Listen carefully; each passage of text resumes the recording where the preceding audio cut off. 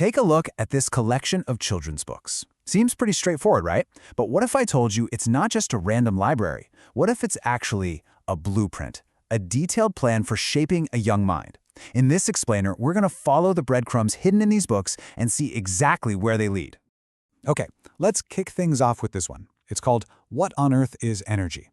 You know, it looks exactly like what you'd expect. It's got fun illustrations, it's for kids around 11 to 13, and its whole job is to make science feel a little less, well, mysterious. Pretty simple, right? But hold on, this is where things get really interesting. What if this book isn't just about energy? What if it's just one piece of a much, much bigger puzzle? That's the real question we're digging into. What is the grand mission behind this whole collection? All right, so for a first clue, we're going to look at the science and nature books. And you'll see they all have this one powerful thing in common. And believe me, it's about way more than just memorizing facts. And boom, here it is. This is from the description for a book called Talking of Trees. It says, the goal is to whet the curiosity and give them the gift of an inquiring mind and spirit. See?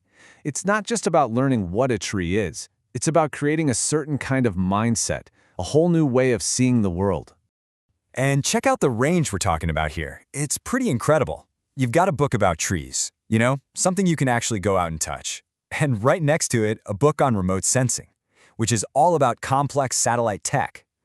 So the mission seems to be making everything from the ground beneath our feet to the satellites in orbit feel completely accessible. And if you look closely, the language they use is super specific. The energy book wants to demystify science. The Atlas of the Sky, it wants to initiate children into the mysteries of space. Even the animal stories want to make kids aware of the wonderful world. It's like every book is designed to pull back the curtain on something and just spark that sense of wonder. Okay, so clue number one is all about sparking curiosity. Got it.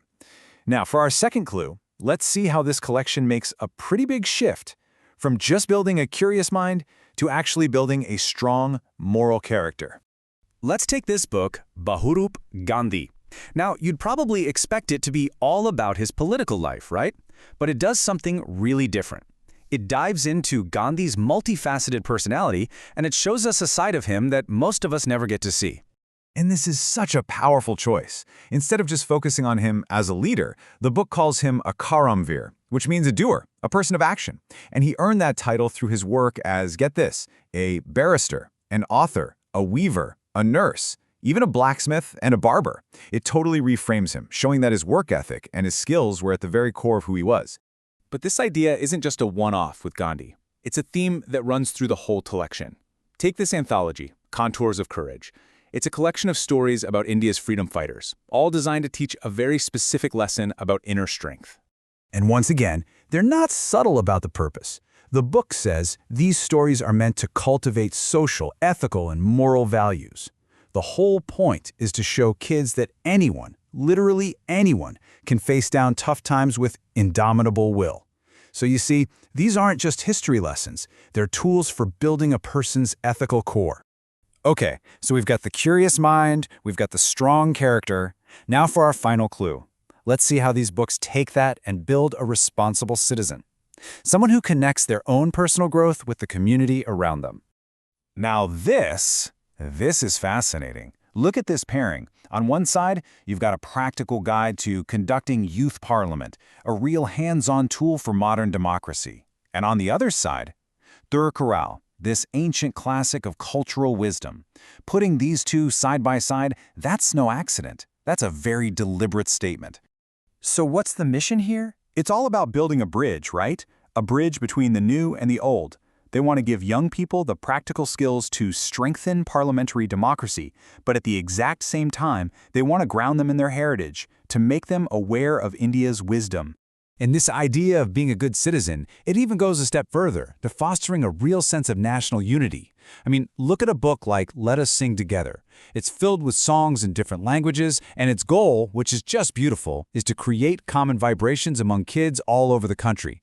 It's about building a shared experience that's bigger than any one region. All right, let's step back and put all these puzzle pieces together. We've seen the science books, the stories about courage, the guides to being a citizen. So what's the big picture? What does it all add up to? Well, it really boils down to this three-step plan. Step 1, spark curiosity. Create that inquiring mind. Step 2, build character, using these incredible stories of courage. And step 3, nurture citizenship, by plugging that person into their society and their heritage. This isn't just a pile of books, people. It's a full-on curriculum for life. And that brings us right to the heart of the mission.